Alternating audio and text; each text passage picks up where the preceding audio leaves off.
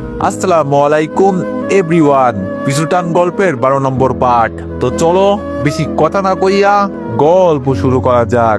আপু আমার হাত ধরে বলল, রিফাত চল তো। আমি বললাম, দেখ আপু। আপু আমাকে ধমক দিয়ে বলল, তোরে আমরা যেতে বলছি, এখানে থেকে চাকরি করার দরকার নেই। আমি বললাম, আপু এখানে ঘুরতে আসছি, কয়েকটা দিন একটু ঘুরি, পরে না হয়। আপু বলল, পাগলামো করিস না ভাই, আমার সাথে চল। আমি বললাম, ঠিক আছে যাবো, যা। আর চাকরি করব না, তবে এখনো ভালো করে সুন্দরবন দেখা হয় নাই, একটু ঘুরে দেখি, পরে একেবারে যাব। তুই থাক, বাবা চলে যাক, নইলে ওরা সবাই যাক, আমরা সবাই মিলে এখানে কয়েকদিন থাকি। বাবা আমার সামনে এসে বলল, বাড়িতে অনেক কাজ আছে রিফাত, থাকা যাবে না। তোর বোন যদি থাকতে চাই তো থাকতে পারে, 2-3 দিন ঘুরে চলে আসবি। আপু বলল, না বাবা, আমিও চলে যাব, আমার আবার ম্যাচে যেতে হবে, অনেকদিন হলো এখানে আসছি বাবা। বাবা বলল, ঠিক আছে তাহলে গেলাম আমি। আর রিফাত 2-3 দিন ঘুরে বাড়িতে আসবি। আর তোর বাবার কি টাকা পয়সা কম আছে রে? এই মেয়ের কি এমন আছে যে আমাদের সাথে তুলনা করে? ঢাকায় হয়তো একটা কোম্পানি আছে, আর কি আছে? আমাদের যে সম্পত্তি গুলো আছে ওদের তো মনে হয় এক কোনাও নাই। তুই চলে আয়, জীবনভর তো চাকরি করতে হবে না, তাও তুই বাসায় আয়। আমি বললাম, আচ্ছা বাবা ঠিক আছে, আমি কাল পরশু চলে আসবো। বাবা বিদায় জানিয়ে গাড়ির কাছে চলে গেল। রিমি শুধু দাঁড়িয়ে কান্না করছে। আপু রিমির সামনে গিয়ে বলল, তোর মতো মেয়েকে কিভাবে উচিত শিক্ষা দিতে হয় এটা আমি খুব ভালো করেই জানি। আজকে আমার ভাইয়ের জায়গায় যদি আমি থাকতাম না, তাহলে তোরে বুঝিয়ে দিতাম যে অপমান কি জিনিস। ও তো ভালো মানুষ বলে তোরে কিছু বলে নাই, নইলে ওর গালে তুই থাপ্পড় দিতি, আমি তোর 12টা বাজিয়ে দিতাম না। এখন যদি সাহস থাকে তো আমার সামনে মেরে দেখা, দেখ আমি তোর কি করি। মন চাই তোরে কি করতে জানিস? এখানে তো এত মানুষ আছে বলে কিছু বলতে পারছি না, নইলে আমার ভাইকে অত্যাচার করতি তুই, তোর চুল ছিঁড়ে টাকলা করে দিতাম না। আমি তাড়াতাড়ি আপুর কাছে গিয়ে বললাম, আপু চল তো। আর বাদ দে, তুই কাকে কি বলিস, যার সম্মান বলতে কোনো শব্দই নেই, তাকে কিছু বলে লাভ আছে? প্লিজ আপু বাদ দে না। আপু আমার দিকে চোখ গরম করে তাকিয়ে বলল, তুই মানুষের জন্য আর কত কি করবি বল, জানিস না মানুষকে উপকার করতে নেই। আপুকে টেনে গাড়ির কাছে নিয়ে গেলাম। আপু আমার পকেট থেকে মানিব্যাগ বের করে কিছু টাকা দিয়ে বলল, তাড়াতাড়ি ফিরে আসবি, আর সাবধান এই মেয়ের পাল্লায় পড়বি না। আমি বললাম, ঠিক আছে আপু। আর তোর বিয়ের বিষয়ে তো কিছুই বললি না? আপু বলল, এখনো কথা চলছে, তবে খুব তাড়াতাড়ি বাবা সবকিছু ঠিকঠাক করবেন, তুই চলে আয়, পরে দেখা যাবে। আমি বললাম, বলছি তুই থাক, পরে 2 ভাই বোন মিলে একসাথে যাবনি। আপু বলল, না রে ভাই, এখন থাকা যাবে না, ভার্সিটি খোলা হয়ে গেছে, এজন্য যেতে হবে। আমি বললাম, আচ্ছা ঠিক আছে যা। আপু গাড়ির ভিতরে বসতেই রিমির বাবা আমাকে ডাক দিয়ে বলল, বাবা এইদিকে শোনো। আমি বললাম, জি আঙ্কেল বলেন। রিমির বাবা বলল, আজকে তোমার কারণে আমরা এখানে আসছি, আমার মেয়ে যে তোমার সাথে এমন কিছু করবে আমরা জানতাম না। আমি ওর হয়ে আমি বললাম, বাদ দেন তো আঙ্কেল, এইসব শুনতে আমার ভালো লাগছে না। রিমির বাবা বলল, আরেকটা কথা, আমাদের বাড়িতে কিন্তু এখান থেকে গিয়েই যাবে, এখন আমার জামাই হওয়া নাই বলে কি যাবে না? আমি হাসি দিয়ে বললাম, ঠিক আছে আঙ্কেল, যাবো, যান। দেখতে দেখতে গাড়ি নিয়ে আপুরা চলে গেল। আমি হলরুমের দিকে যেতে লাগলাম, সবাই শুধু আমার দিকে তাকিয়ে আছে, আর রিমি নিচে বসে চুপচাপ কান্না করছে। আজকে ওর কান্না দেখে আমার খুব হাসি পাচ্ছে। আমি জানতাম না যে রিমির পরিবারের থেকে আমি এতটা সাপোর্ট পাবো। রিমির বাবা যদি এক কথার মানুষ হয়ে থাকেন তাহলে উনি খুব ভালো মানুষ। আজকে উনি শুধু আমার কথা শুনে এখানে এসেছে, আর রিমিকে বলেছে ত্যায্য পুত্র করে দিবে। কতটা ভালো হলে একজন মানুষ এই কথা বলতে পারেন। আমি রাধিকার সামনে গিয়ে বললাম, চল এখন রুমে যাই। রাধিকা আমার হাত ধরে বলল, সত্যি তুই চলে যাবি রিফাত? আমি বললাম, দেখলি না সবাই আমার জন্য এসেছিল, আর এখানে থেকেই বার কত অপমানিত হব, এর থেকে বরং চলেই যাই। রাধিকা বলল, এমনটা করিস না, তুই এই চাকরি ছেড়ে অন্য চাকরি করবি। আমি বললাম, না রে, আর চাকরি করব না, আগে বাড়িতে যাব, বাড়িতে গিয়ে এই 1 বছর একটু ঘোরাফেরা করব, তারপর কোনো একটা ভালো মেয়ে দেখে বিয়ে করে সংসার করব, আর বাবার সাথে মাঠে কাজ করব। রাধিকা বলল, কিন্তু তোরে যে শর্ত দিল? আমি বললাম, আগে নিজের জীবন পরে অন্য কিছু। এইসব অত্যাচার থেকে যদি আমি জেলেও থাকি তাও ভালো থাকবো। এখন আর এইসব বিষয় আমার ভালো লাগে না, একদম বোরিং হয়ে গেছে। রাধিকা বলল, তুই বললেই কি যেতে পারবি? আমি বললাম, বাদ দে তো রাধিকা, এইসব শুনতে আমার আর ভালো লাগছে না, চল এখান থেকে। হঠাৎ করে ভাবি আমার সামনে এসে বলল, রিফাত দাঁড়াও, তোমার সাথে রিমি কিছু কথা বলতে চাই। আমি বললাম, বলেন। আমি পারবো না, আমার সময় নেই। আর এটাও বলবেন আমি আজ থেকেই চাকরি ছেড়ে দিলাম। যদি আমার কিছু করতে পারে তো করতে বলবেন, হয়তো জেলে দিবে আমাকে, কিন্তু আমার বাবা আমাকে বের করে নিবে, এটা নিয়ে আমি কোনো চিন্তা করি না। এবার রিমি দাঁড়িয়ে বলল, সবাই এখন এখান থেকে চলে যাও প্লিজ, আমি একটু একা ওর সাথে কথা বলতে চাই। রিমির কথা শুনে সবাই বের হতে লাগলো। আমি রাধিকার হাত ধরে বললাম, কিরে তুই কোথায় যাস? তুই থাক এখানে, তুই আমার বেস্ট ফ্রেন্ড, তুই থাকতে পারিস।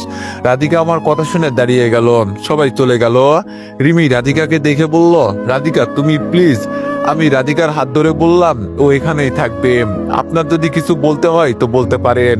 আর আজ থেকে আমি আপনাকে চিনি না, আপনার চাকরি ছাড়লাম, মানে আপনি এখন থেকে আমার অপরিচিত। রিমি চুপচাপ দাঁড়িয়ে আছে, মাথা নিচু করে, কিছু বলছে না। এজন্য আমি বললাম, যদি কিছু বলার থাকে তো বলতে পারেন, নইলে আমাকে যেতে হবে।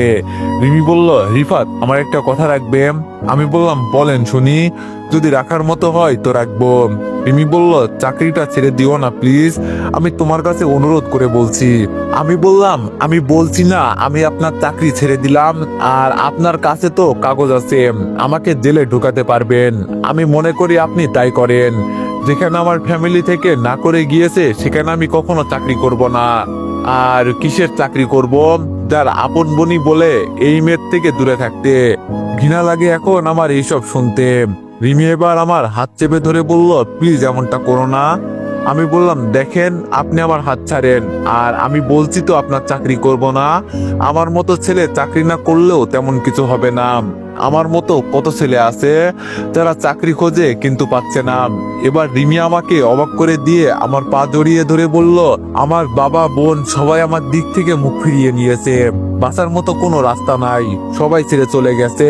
এখন যদি তুমিও চলে যাও তাহলে আমি বেঁচে থাকার মতো কোনো অপশন থাকবে না, প্লিজ না করো না। আমি বললাম, আমার পা ছাড়েন বলছি। রিমি বলল, তার আগে বলো তুমি চাকরি ছাড়বে না। আমি বললাম, আগে আমার পা ছাড়েন বলছি। রিমি বলল, না আমি ছাড়বো না। এবার আমি ধমক দিয়ে বললাম, তুই আমার পা ছাড়বি নাকি তোরে লাথি মেরে দূরে ফেলে দিব? কেন রে, তোর এত অহংকার কোথায় গেল? এত বেশি অহংকার করতে নেই, দেখলি তো আজকে নিজের বাবা যারে ত্যায্যপুত্র করতে পারে সেই মেয়ে আবার ভালো হয়ে যায় কিভাবে রে? আমার তো মনে হয় না যে তুই ভালো মেয়ে। ভালো হলে কি তোর বাবা তোরে ত্যায্যপুত্র করে দিত? মনে হয় একদিনে সবকিছু বুঝে গেলি। যখন দেখলি ফ্যামিলির সবাই ছেড়ে চলে গেল তখন মনে হলো সবকিছু একসাথেই বুঝে গেলি। সামনে আরো কত পথ চলা বাকি আছে, আরো বুঝবি, এখন তো শুরু মাত্র। রিমি কোনো কথা বলছে না, শুধু আমার পা জড়িয়ে ধরে কান্না করছে। আগে মায়া লাগতো, কিন্তু এখন এইসব দেখেও মায়া লাগে না। আর ওর বাবা যদি ওর ত্যায্যপুত্র করতে পারে তাহলে আমি ওকে ছাড়া থাকতে পারবো না কেন? তুমি আমার কোন বালের কি লাগো? তোমার মতো মেয়েকে ছাড়া আমিও চলতে পারবো। রাধিকা আমার হাত ধরে বলল, প্লিজ রিফাত, মানুষ তো কত বুলি করে, কিন্তু তাকে একটা সুযোগ তো দিতে হয়, যদি সে ভালো হয়ে যায়।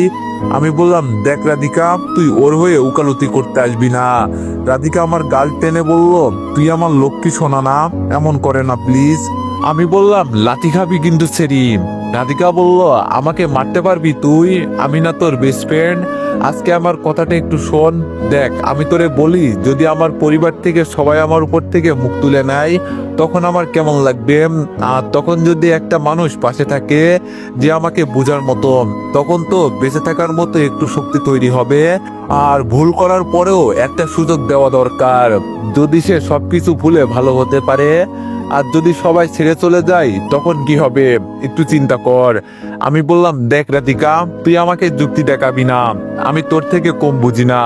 আমি এমন কোনো কাজ করব না যার কারণে আমার পরিবার আমার উপর থেকে মুখ তুলে নিবে। রাধিকা আমার কানের কাছে মুখ নিয়ে বলল, আমি কিন্তু তোর বোনকে সবকিছু বলছি, আমার কারণে ওরা সবকিছু জানতে পারছে। এখন আমার কথাটা তো তুই শোন, প্লিজ একটা সুযোগ দে না। আমি বললাম, আচ্ছা ঠিক আছে বল, আমি চিন্তা করে দেখব, এখন আমার পা ছাড়তে বল। রিমি আমার পাশে দাঁড়িয়ে চোখের পানি মুছে বলল, প্লিজ না করবে না, আমি আর কখনো তোমার সাথে খারাপ ব্যবহার করব না। আমি বললাম সবাই এমন বলে, পরে দেখা যায় এই আগের মতোই। রিমি বলল এখন শুধু একবার একটা সুযোগ। আমি বললাম বলছি তো, আমি চিন্তা করে পরে জানাবো। মন বললে চলে যাব বাড়িতে, আবার যদি ইচ্ছা হয় থাকবো। রাধিকা চল এখন। রাধিকার হাত ধরে বাইরে চলে গেলাম। বাইরে এসে রাধিকা আর কোনো প্রশ্ন করে নাই, ওর রুমে চলে গেল। আমি আমার রুমে চলে গেলাম। কিছুক্ষণ পর মিষ্টি ভিতরে ঢুকলো। মিষ্টি ভিতরে এসে আমার পাশে বসলো, আর বসেই বলল, কিরে রিফাত, মন খারাপ তোর? আমি বললাম আরে না, মন খারাপ হবে কেন, তবে আজকে কেন জানি ভালো লাগছে না। মিষ্টি বলল রিমি তোরে কিছু বলছিল? আমি বললাম শুনে কি করবি তুই? মিষ্টি বলল আরে বল না তুই। আমি বললাম বলছে আমি যেন চাকরি না ছেড়ে চলে যাই। মিষ্টি বলল তো তুই কি বললি? আমি বললাম কি আর বলবো, বলছি চিন্তা করে দেখি। তবে আমি চিন্তা করছি পালিয়ে চলে যাব, চাকরি আর করার ইচ্ছা নাই আমার। মিষ্টি বলল তোর ইচ্ছে, তুই যেটা ভালো মনে করিস। আমি বললাম মিষ্টি তোরে কিছু বলবো কি? মিষ্টি বলল বল। আমি বললাম না থাক, এর থেকে বরং না বলি, বললে তুই মন খারাপ করবি। মিষ্টি বলল আরে কি বলবি বল না, মন খারাপ করব কেন? মিষ্টির দিকে তাকিয়ে বললাম মাঝে মাঝে কিছু চিন্তা করি, যেগুলো আমাদের চিন্তা ভাবনার বাইরে। মিষ্টি বলল আমরা যা চাই তা আমরা পাই না, তবে যেটা আমরা কখনোই চাই না সেটাই আমাদের সাথে হয়ে যায়। আমি বললাম আমি তোর বাড়িতে বিয়ের প্রস্তাব পাঠাবো মিষ্টি। আমার কথা শুনে মিষ্টি চুপ হয়ে গেল, ওর মুখে কোনো শব্দ নাই। হয়তো আমি হঠাৎ করে এইসব কথা বলবো, ও বিশ্বাস করে নাই। তবে আমি আজকে যা বলছি সিরিয়াস হয়েই বলছি। মিষ্টি আমার কথা শুনে হাসি দিয়ে বলল তুই আর মজা করতে পারিস না, সব সময় মজা করতে ভালো লাগে তোর বল।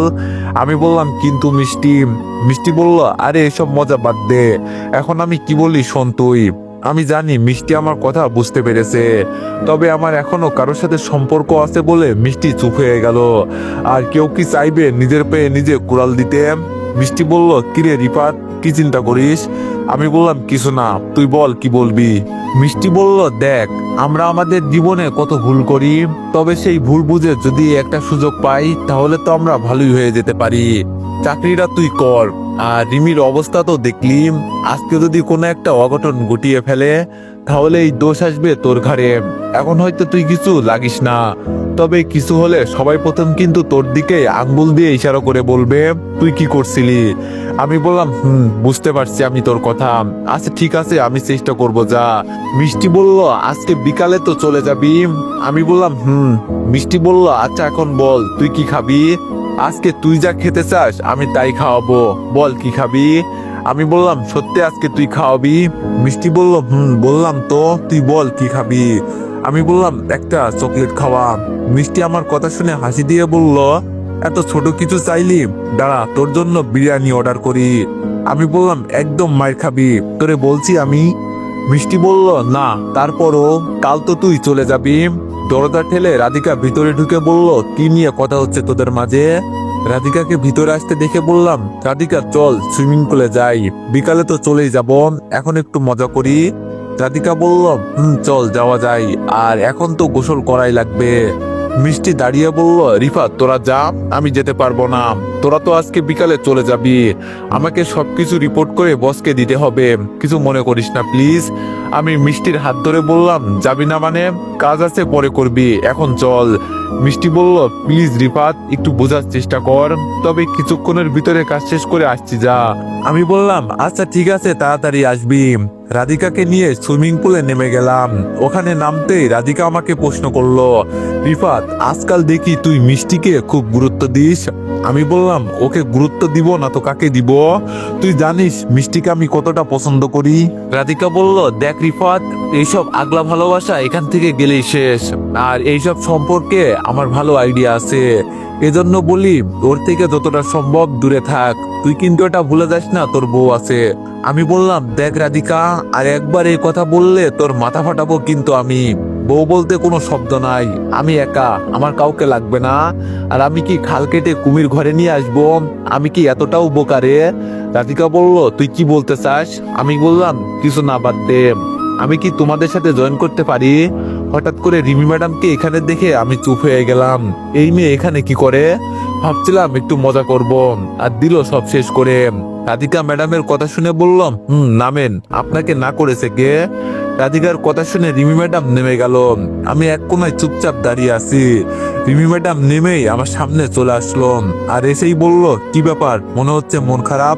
আমি রিমি ম্যাডামের দিকে তাকিয়ে বললাম, আমার মন খারাপ নাকি শরীর খারাপ আমি তা আপনাকে বলতে বাধ্য নই।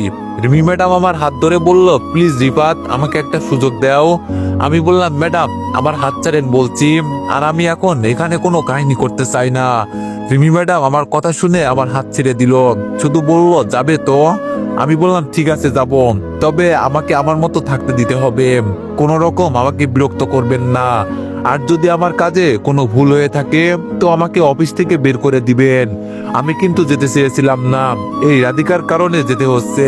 যত বিপদ আছে সব খালি আমার উপর এসেই পড়ে। রিমি ম্যাডাম খুশি হয়ে বলল, তোমাকে যে কিভাবে ধন্যবাদ দিব এটা বলার বাইরে। তোমার অফিসে গিয়ে কোনো কাজ করতে হবে না, শুধু বসে থাকবে, আর কিছু করতে হবে না। মন চাইলে কাজ করবে আর না চাইলে নাই, তাও তুমি চাকরি ছাড়তে পারবে না। আমি সুইমিং পুল থেকে উপরে উঠে বললাম, সেটা সময়ই দেখা যাবে। আমাকে উপরে উঠতে দেখে রাধিকা বলল, রিফাত এত তাড়াতাড়ি চলে যাবি? আমি বললাম, থাকতে চেয়েছিলাম, কিন্তু মাঝে তৃতীয় ব্যক্তি এসে সবকিছু নষ্ট করে দিল। আচ্ছা তোরা থাক এখানে, আমি রুমে গিয়ে গোসল করে নি। আমার কথা শুনে রিমি ম্যাডাম মন খারাপ করে ফেললো। হয়তো আমাকে দেখে এখানে আসছিল। আমাকে কি ও বোকা পেয়েছে? ও যেটা বলবে আমাকে সেটাই করতে হবে। আমি এখন আমার মতো চলবো, কে কি বলবে তা শোনার সময় আছে আমার। রুমে গিয়ে গোসল করে বসে আছি, না আছে হাতে ফোন। এই রিমি ম্যাডামের কারণে আজকে আমার ফোনটাও দিয়ে দিলাম। এখন আমি কিভাবে আমার সময় পার করব? কিছুই তো ভালো লাগছে না। কিছুক্ষণ বসে আছি, হঠাৎ দরজায় কে জানি টকটক করে আওয়াজ করলো। আমি দরজা খুলে দেখি রিমি ম্যাডাম শাড়ি পরে দাঁড়িয়ে আছে। আমরা সুন্দরবন আসার পর আজকেই প্রথম আমি রিমি ম্যাডামকে সাজতে দেখলাম। উনি চোখে কাজল দিয়েছেন আর ঠোঁটে হালকা লিপস্টিক। তবে উনি তো এমনি সুন্দরী, তার উপরে হালকা পাতলা মেকআপ করেছে, যেটাতে ওনাকে মারাত্মক সুন্দরী লাগছে। আমি ওনার দিকে তাকিয়ে আছি বলে রিমি ম্যাডাম লজ্জা পেয়ে নিচে তাকিয়ে বলল, এভাবে তাকিয়ে কি দেখেন? রিমি ম্যাডামের কথা শুনে আমার হুঁশ ফিরে আসলো। আমি ওনার সামনে থেকে সরে গিয়ে বললাম, জি বলেন, এখানে কি জন্য আসছেন? রিমি ম্যাডাম একটা নতুন ফোনের বক্স আমার হাতে দিয়ে বললাম, এটা তোমার জন্য, আমার কারণে তুমি তোমার ফোনটা দিয়ে দিলে। আমি বললাম, সরি ম্যাডাম, এটা আমি আপনার কাছ থেকে নিতে পারবো না, আমি যাওয়ার সময় একটা কিনে নিয়ে যাব। রিমি ম্যাডাম আমার বিছানার উপর ফোনটা রেখে বলল, আমি তোমাকে এটা এমনি দিচ্ছি না, আমার কারণে তুমি তোমার ফোনটা দিয়ে দিছো, সেই হিসাবে নিলাম, আর এখানে তেমন কিছু নেই। আমি বললাম, আচ্ছা ঠিক আছে। রিমি ম্যাডাম বলল, একটা কথা বলবো তোমাকে। আমি বললাম, জি বলেন। রিমি ম্যাডাম বলল, শাড়িতে আমাকে কেমন লাগছে? আমি বললাম, কেউ কেউ আছে শাড়ি পরলে ভালো লাগে, আবার কেউ কেউ আছে শাড়ি পরলে তাকে একদম বিচ্ছিরি লাগে, সবাইকে শাড়িতে মানায় না। আর আপনি যদি চিন্তা করেন এইসব করে আমার মন জয় করবেন, তা হবে না। আমি তো আপনাকে ভালো করেই চিনে গেছি যে আপনি সুযোগ পেলেই পিছন দিয়ে ছুরি ঢুকিয়ে দিবেন, ভুল জায়গায় কখনো কোনো কিছু প্রয়োগ করবেন না। আমার কথা শুনে রিমি ম্যাডাম মন খারাপ করে ফেললো। ওনার চোখের কোণে পানি চলে আসলো, আমি দেখতে পাচ্ছি। রিমি ম্যাডাম কান্না শুনিয়ে বলল, একবার একটা ভুল করে বুঝতে পারছি, আর এই ভুলের জন্য আমি আমার পরিবারকে হারালাম। একটা মেয়ের জীবনে সবকিছু শেষ হয়ে যায় যখন সে দেখে তার থেকে সবাই মুখ ফিরিয়ে নিয়েছে। আজকে আমার নিজের দোষের কারণে এমন হয়েছে, তবে আমি তোমার কাছে অনুরোধ করে বলি, এই কথাগুলো আর বলবে না। এইসব শুনলে আমার কলিজায় লাগে। মানুষ কি সবসময় একই অবস্থায় থাকে? হয়তো আমি ভুল করেছি, কিন্তু এখন তো আমাকে একটু সুযোগ দিবেন সেই ভুল ভাঙার। এই কথা বলে রিমি ম্যাডাম চলে যাচ্ছিল। আমি পিছন থেকে ডাক দিয়ে বললাম, দাঁড়ান একটু। আমার কথা শুনে রিমি ম্যাডাম দাঁড়িয়ে গেল আর বলল, বলো। আমি বললাম, আমি কিছুক্ষণ পর বেরিয়ে যাব, যদি আমার সাথে যেতে চান তো যেতে পারেন, আর বিকালে আমরা কোনো হোটেলে থাকবো না, সরাসরি বাসায় চলে যাব। রাত হলে হবে, সমস্যা নেই, বাসকে বলে দিবেন সবাইকে যেন সবার বাসার সামনে পৌঁছে দেয়। রিমি বলল, বলছিলাম কি বিকালে গেলে? আমি বললাম, সমস্যা নেই, আপনারা বিকালে যান, আমি একাই চলে যাব একটু পর। এখানে আসছিলাম একটু ঘুরতে, আর এসে যে এতটা অত্যাচারের মুখোমুখি হব জানতাম না। এখন এই জায়গাটা আমার কাছে একদম বন্দি বন্দি লাগছে। এখন যত তাড়াতাড়ি সম্ভব এখান থেকে যেতে পারলেই হলো। আমার কথা শুনে রিমি ম্যাডাম রুম থেকে বের হয়ে গেল। রিমি ম্যাডাম যেতেই রাধিকা ভিতরে ঢুকে বলল, এতক্ষণ আমি দরজার আড়াল থেকে সবকিছু শুনছিলাম, তুই এটা করতে পারলি? উনি তো তোর জন্য এভাবে সেজেছে, আর তুই? আমি বললাম, দেখ, ওর মতো অহংকারী মেয়ের আমার দরকার নেই। আমার মন থেকে ওর জন্য সবকিছু উঠে গেছে। আমার এখন কিছু চাই না, আমি একাই ভালো আছি। রাধিকা বলল, ধুর, তোরে বুঝালেও তুই বুঝবি না, যা ইচ্ছা তাই কর, আমার কি? আর এখন কেন বের হবো? বিকালে বের হই। আমি বললাম, আমি বলছি তো তোরা বিকালে যা, কিন্তু আমি এখন চলে যাব, আমার এখানে একটুও ভালো লাগছে না। রাধিকা বলল, তোরে নিয়ে আর পারি না। আচ্ছা ঠিক আছে, একটু অপেক্ষা কর, আমরা রেডি হচ্ছি। আর দেখ কে এসেছে তোর সাথে কথা বলার জন্য। রাধিকার কথা শুনে আবির ভিতরে ঢুকলো। আবির এসে রাধিকার পাশে দাঁড়ালো। রাধিকা আমাকে দেখে বলল, রিফাত, ও আসলেই তখন বুঝতে পারে নাই, আর তুই তো দেখলি যে ও। আমি বললাম, বাদ দে, আমি কিছু মনে করি নাই, তবে কষ্ট এই জায়গায় লাগলো, ও ম্যাডামের হয়ে আমার গায়ে হাত তুললো। রাধিকা বলল, তুই তো কম করিস নাই, ওকে লাথি। আমি বললাম, আচ্ছা বোন, আমার ভুল হয়ে গেছে, এখন কি আমার পা ধরে মাপ চাইতে হবে? যদি বলিস তো ধরতে পারি। এবার আবির বলল, যা হয়েছে তার জন্য আমি তোর কাছে মাপ চাইছি, আসলে আমি ভুল করে ফেলেছি, আর তুই সব জায়গায় ঠিক ছিলি। ও তো তোর বউ ছিল, তুই তো যা ইচ্ছা তাই করতে পারবি, এটা তোর অধিকার। আমি বললাম, আচ্ছা হয়েছে, এখন এসব বাদ দে, যা এখন গিয়ে রেডি হ, কিছুক্ষণের ভিতরে বের হব। আবির আমার কথা শুনে বের হতেই রাধিকা মাথা নিচু করে বলল, প্রথম প্রেম, আর পরিবার থেকে সবকিছু হয়ে গেছে, বিশেষ করে ও আজকে আমার কাছে এসে এত কান্না করছে, আমি কি বলবো বল এজন্য। আমি বললাম, আরে আমি বুঝতে পারছি, তোর বলতে হবে না, বলছি না, বাদ দে। আর ও তো ওর নিজের ভুল বুঝতে পারছে, এখন এইসব নিয়ে আমরা আর কোনো কথা না বলি, ঠিক আছে? রাধিকা আচ্ছা বলে চলে গেল। আমি রেডি হয়ে সবকিছু গোছগাছ করে রুম থেকে বের হলাম। মনে মনে মিষ্টিকে খুঁজছি, কিন্তু কোথাও পাচ্ছি না। রুম থেকে বের হয়ে ওদের জন্য অপেক্ষা করছি, দেখি ওরা কখন রুম থেকে বের হয়। কিছুক্ষণ পর ওরা সবাই রেডি হয়ে বের হয়ে গেল। রিমিকে ভাবি আর রাধিকা হাত ধরে নিয়ে আসছে, মনে হচ্ছে যেন ওর একটা পায়ে কিছু হয়েছে।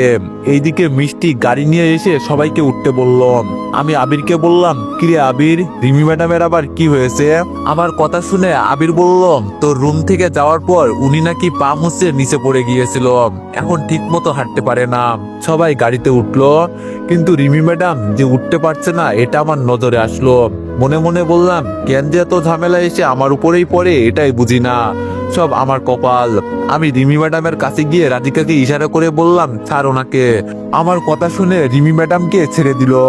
আমি রিমি ম্যাডামের হাত ধরে ওনাকে কোলে নিয়ে গাড়িতে তুলতে লাগলাম।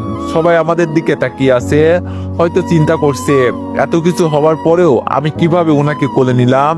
আমি চাই না আমার সামনে কেউ মারা যাক, অন্তত মানুষের এই ভালোটুকু আমি চাই। ওনাকে গাড়িতে বসিয়ে আমি আবিরের পাশে বসলাম, আর রাধিকা শুধু আমার দিকে তাকিয়ে মুখ টিপে হাসছে। মন চাইছে ওর মাথা ফাটিয়ে দিতে, কিন্তু পারছি না, এখানে সবাই আছে। কিছুক্ষণের ভিতরে আমরা স্টুড বোর্ডের কাছাকাছি চলে আসলাম। আমি গাড়ি থেকে নেমে নিচে দাঁড়াতেই রাধিকা বলল, রিফাত, ম্যাডামকে একটু বোর্ডে তুলে দিয়ে আই, উনি তো হাঁটতে পারছে না। আমি বললাম, আমি এখন পারবো না, তোর দরকার হলে তুই নে। আমার কথা শুনে হয়তো রিমি ম্যাডাম একটু রেগেই গেল। ও নিজে দাঁড়িয়ে বলল, থাক রাধিকা, লাগবে না, আমি একা একা যেতে পারবো। রিমি ম্যাডাম ঠিক মতো দাঁড়াতে পারছে না, কেন যে আমি এইসব দেখি বুঝি না, আর বারবার ভিতর থেকে একটা মায়া জন্ম নেয়। আমি হাত বাড়িয়ে বললাম, আসেন আমার কোলে। রিমি ম্যাডামকে এভাবে বলতে দেখে উনি মায়াবী দৃষ্টিতে আমার দিকে তাকিয়ে আছে। দূর, এখানে কি নাটক করতে এসেছি? ওনাকে টান দিয়ে কোলে নিয়ে নিলাম। রিমি ম্যাডাম খুব সুন্দর করে আমার গলা জড়িয়ে ধরে আমার চোখের উপর তাকিয়ে আছে। কি যে এক বিপদে পড়লাম আমি। রিমি ম্যাডামকে বোর্ডে বসিয়ে মিষ্টির কাছে গেলাম। মিষ্টি আমার দিকে তাকিয়ে মন খারাপ করে বলল, এত তাড়াতাড়ি চলে যাবি কখনো ভাবি নাই। আমি মিষ্টির হাত ধরে বললাম, খুব মিস করবো তোরে, আর এই নে তোর টাকাগুলো রাখ। মিষ্টি বলল, দিব একটা মাথায় তোরে, বলছে আমি টাকা দেওয়ার জন্য। আমি বললাম, না রাখ তুই এইগুলো। মিষ্টি বলল, দেখ, টাকা দিলে কিন্তু আমি তোর সাথে আর কথাই বলবো না। আমি বললাম, আচ্ছা ঠিক আছে, দিলাম না। মিষ্টি বলল, রিফাত শোন। আমি বললাম, বল। মিষ্টি বলল, দেশের বাড়িতে গেলে আমাকে কল দিবি, আমিও যাব। আমি বললাম, যাব বললে হবে না, আপুর বিয়েতে তোরে দাওয়াত দিব, যেতে হবে কিন্তু। মিষ্টি বলল, আচ্ছা দিস, এখন কি সত্যি চলে যাবি? আমি বললাম, কি আর করব বল, যেতে তো হবেই। মিষ্টি বলল, সময়টা যে এত তাড়াতাড়ি চলে যাবে ভাবতেও পারি নাই। তোর সাথে যে সময়গুলো কাটালাম আমার সারা জীবন মনে থাকবে। এখন তো তুই যাওয়ার পর বিজি হয়ে যাবি সেই আগের মতোই। মিষ্টি বলল, আরে না, সারা জীবনে তো কাজ করে কি করবি, জীবন নিয়ে একটু চিন্তা করিস। আমি বললাম, এই তো এখন একটু চিন্তা করছিলাম, কিন্তু তার আগে সবকিছু শেষ হয়ে গেল। মিষ্টি আমাকে কি বোঝাতে চাইছে আমি বুঝতে পারছি, তবে বুঝেও না বোঝার ভান করছি শুধু। এইদিকে রাধিকা বোর্ড থেকে ডেকে বলল, রিফা তাড়াতাড়ি আয়, তোর জন্য সবাই কিন্তু দাঁড়িয়ে আছে।